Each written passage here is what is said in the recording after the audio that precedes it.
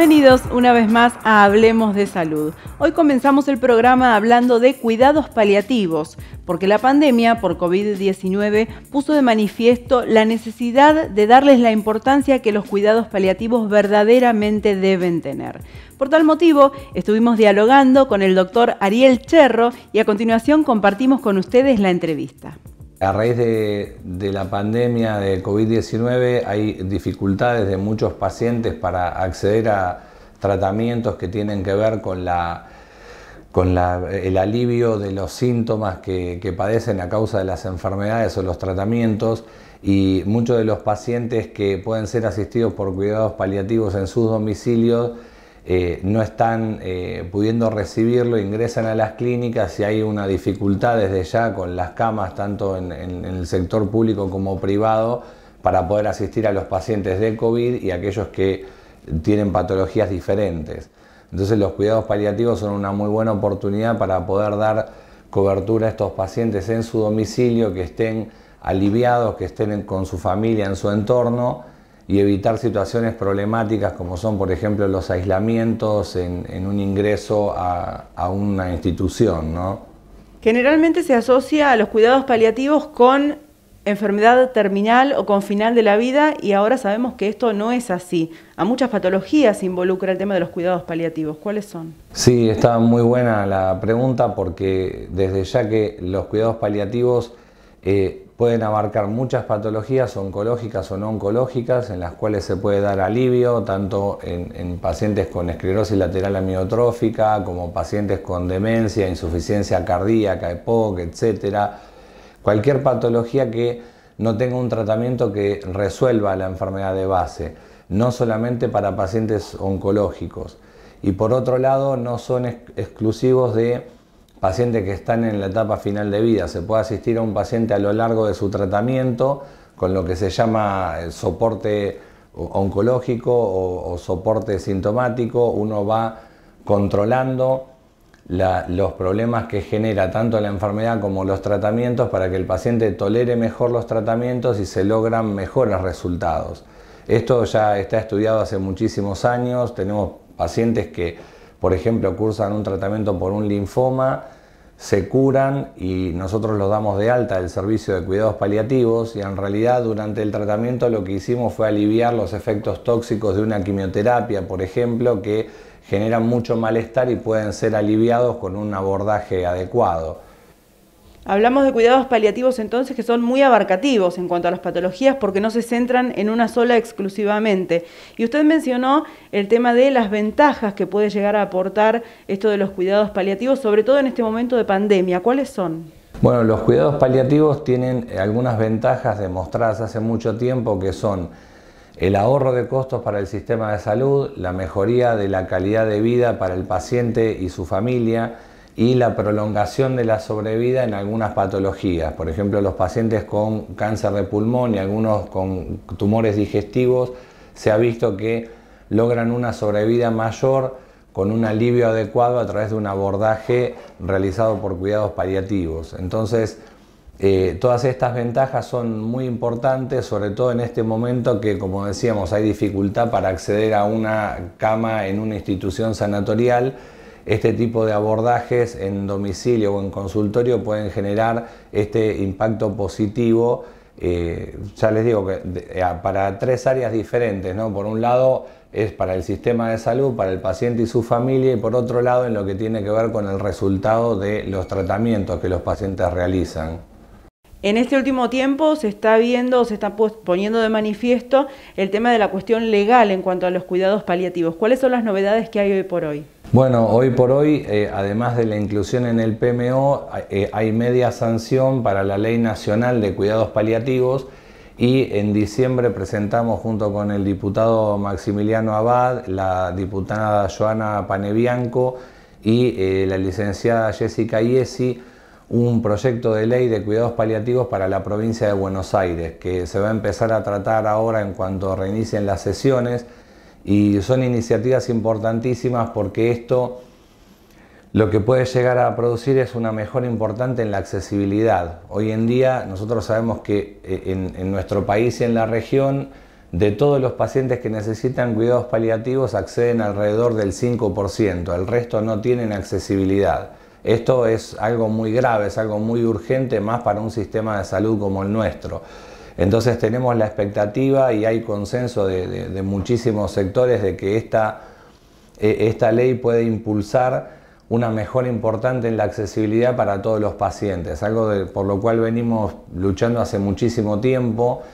Lamentablemente no vemos en las calles, digamos, gente reclamando por esto porque o están cuidando a sus familiares que están graves o están en duelo por lo que han pasado, entonces no tenemos una masa crítica de gente reclamando visiblemente, pero esto se ve en las estadísticas de una manera tremenda. O sea, las patologías oncológicas son una de las principales causas de mortalidad en nuestro país, y las que no lo son enfermedades cardiovasculares y respiratorias, todas enfermedades que podrían beneficiarse enormemente con los cuidados paliativos. Además, aliviando la sintomatología, que es lo fundamental. Claro, sí, va a pasar por las situaciones de enfermedad grave con más alivio, con más contención, en un entorno familiar, todo este tipo de cosas tienen que empezar a cambiarse. Está clara la necesidad y un consenso en eso, y estamos a la expectativa de que pueda tratarse esta ley y que mejore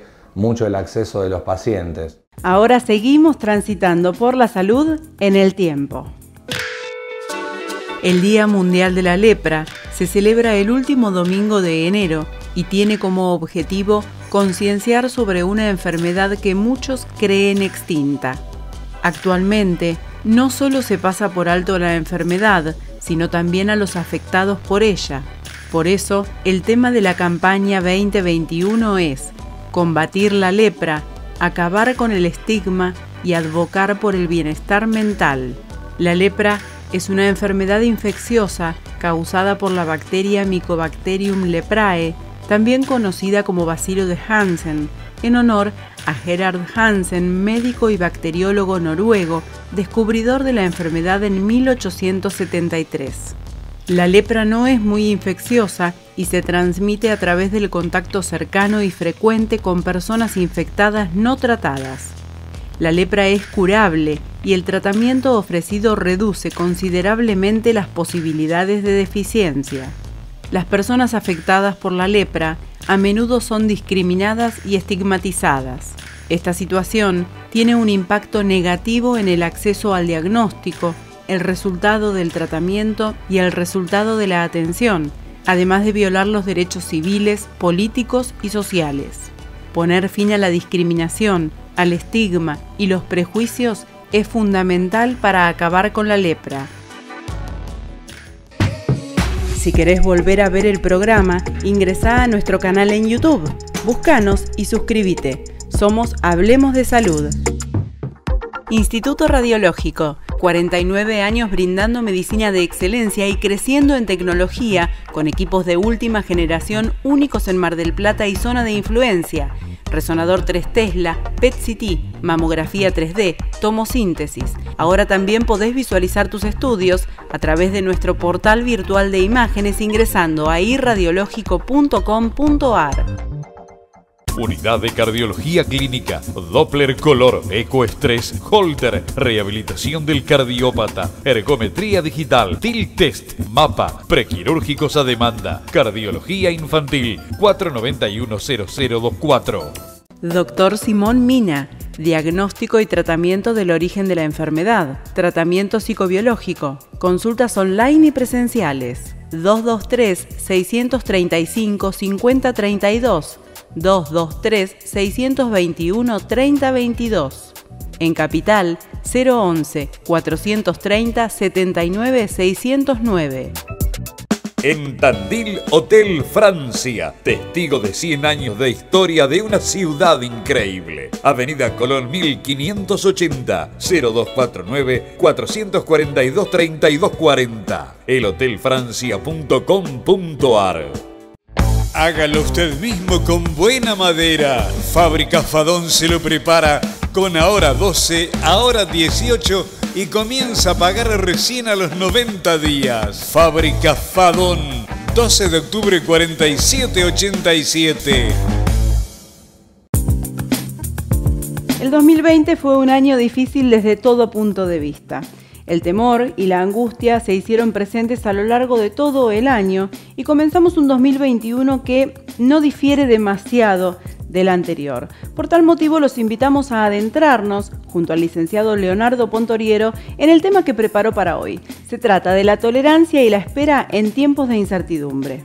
Hoy tenía pensado hablar sobre algunas cuestiones que tienen que ver justamente con esta época, este momento tan particular, un poco con esa sensación de que estamos saliendo de la situación de aislamiento, pero por otro lado con la contrapartida de que suben y aumentan los casos, entonces estamos un poco como perdidos en relación a la situación en la que estamos y cómo eso impacta emocionalmente en las personas, ¿no?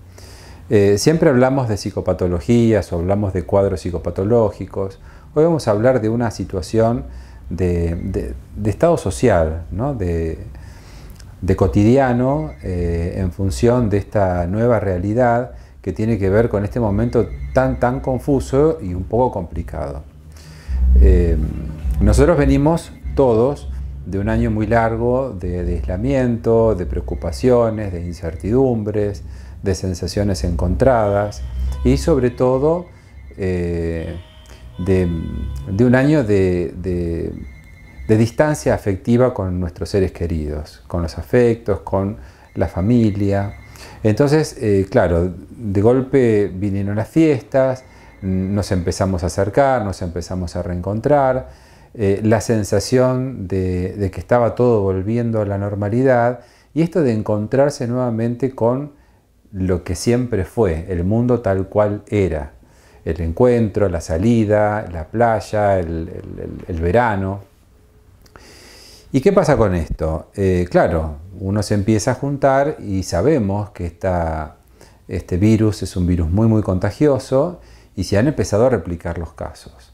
Y han habido situaciones bastante complejas en relación al marco de una situación de pandemia que aún no se ha ido. Yo tengo muchas consultas en relación a esto, sobre todo teniendo en cuenta que se agudizan los temores. Cuando aparecen ciertos estados de este tipo, hay ciertas sensaciones encontradas y muchas veces esa sensación de angustia que genera el hecho de que todavía esto no termina, genera como un estado de exaltación anímica, como de expansión anímica. Entonces, sentimos como que nada está pasando y nos atrevemos a hacer casi cualquier cosa y nos exponemos de una manera a veces hasta irresponsable. Esto pasa mucho en los jóvenes.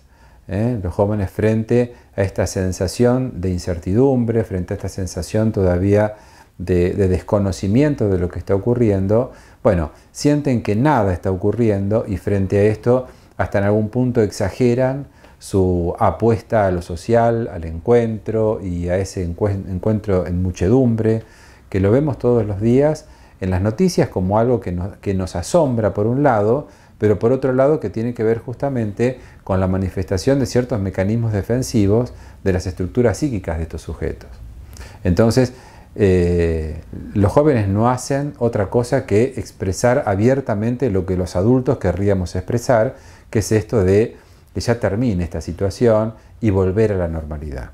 Sabemos que esto es muy difícil porque estamos todavía frente a una situación en donde la situación de pandemia no ha cambiado mucho, en donde siguen habiendo muchos casos y en donde tenemos que estar todavía más responsables que antes porque ahora sí estamos conviviendo con el virus en una situación social de encuentros, en una situación social de cercanía. Tratar de mantener la distancia social es muy difícil. Uno lo ve en los escenarios comunes, en la playa, en las salidas, en los lugares recreativos. La gente está demasiado cerca y eso genera toda una situación de riesgo. Y por otro lado también de riesgo no solamente en cuanto a la situación de la pandemia, sino también en situación anímica, porque esta sensación de la búsqueda permanente de estados de encuentro, de estados de intercambio, de estados de situación con otros, bueno, genera también como un acercamiento a la bebida, como un acercamiento a la búsqueda de un estado de expansión, de bienestar, peligrosa en el sentido de lo que después nos termina generando a nivel de exposición con otros. Entonces, bueno, todo esto tiene que ver con un momento particularmente difícil en cuanto a lo psicológico, particularmente difícil en cuanto a lo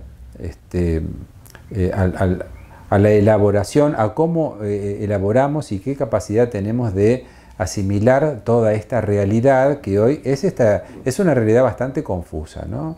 Confusa para quienes a lo mejor están atravesados también por ciertos medios de comunicación que por un lado dicen una cosa, por el otro lado dicen otra, entonces uno no sabe claramente dónde está parado. Pero hay algo que es concreto, que tiene que ver con la situación que hace a los números. La estadística en salud tiene que ver con justamente el viso real de lo que está pasando, y sabemos que hoy por hoy las estadísticas marcan que hay riesgo, que la gente se está contagiando, que la gente ingresa a los servicios de complejidad, a los servicios de asistencia aguda, que están empezando a faltar camas. En Mar del Plata ya hay varias clínicas que tienen el cartel de que no se puede internar más.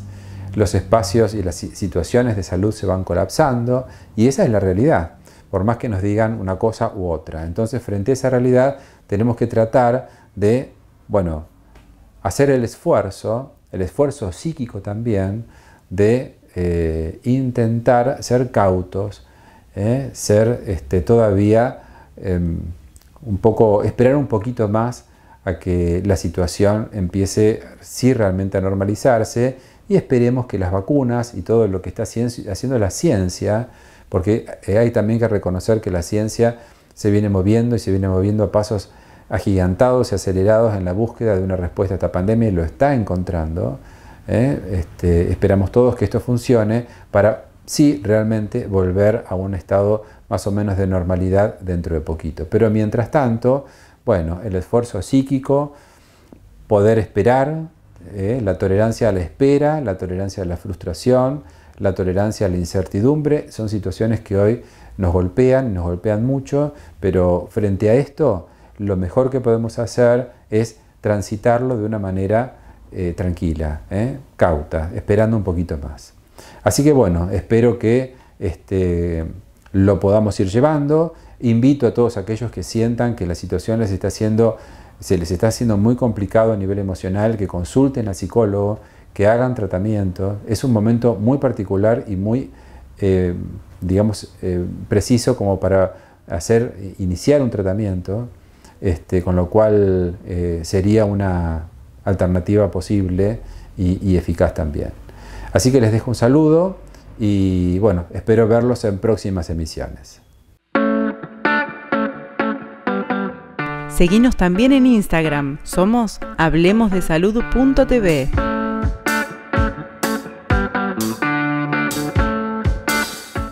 Licenciado en Psicología Leonardo Pontoriero. Trastornos de la personalidad, problemáticas de pareja. Para consultas y turnos, comunícate al WhatsApp 223-536-7243. Licenciado Leonardo Pontoriero.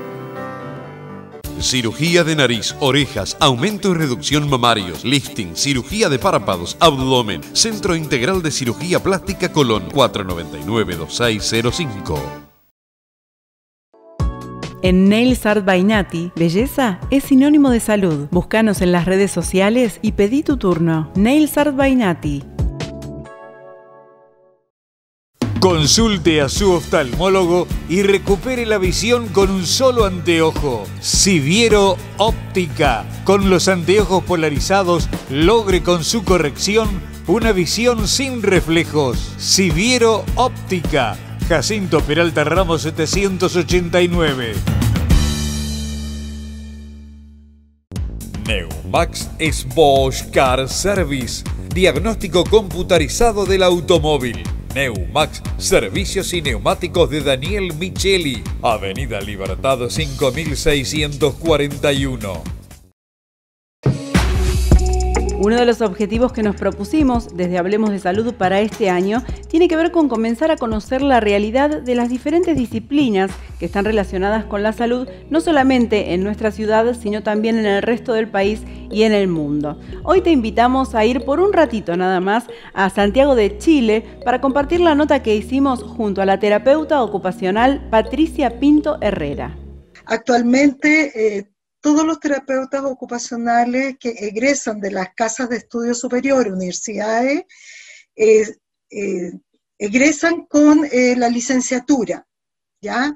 Anteriormente era solamente el título profesional, actualmente son 5 años y egresan con la licenciatura en Ciencias de la Ocupación Humana y el título de terapeuta ocupacional. Son 4 años de formación en aula y es 1 año completo de práctica profesional en diferentes áreas. Los terapeutas ocupacionales podemos desempeñarnos en muchas áreas, ya en niños, adultos, en penitenciario, en problemáticas de salud mental, de comunitario, y por lo tanto las prácticas también en la mayoría de las casas de estudio se reparte en 4 áreas, ya físico, niño, adulto, y psiquiatría también, que puede ser niño, adulto, comunitario y todo lo que es también centros penitenciarios. Hablamos de formación, hablamos de docencia e indefectiblemente dentro de este contexto de pandemia, obviamente la docencia se vio totalmente modificada. ¿Cómo lo vivieron ahí en Chile?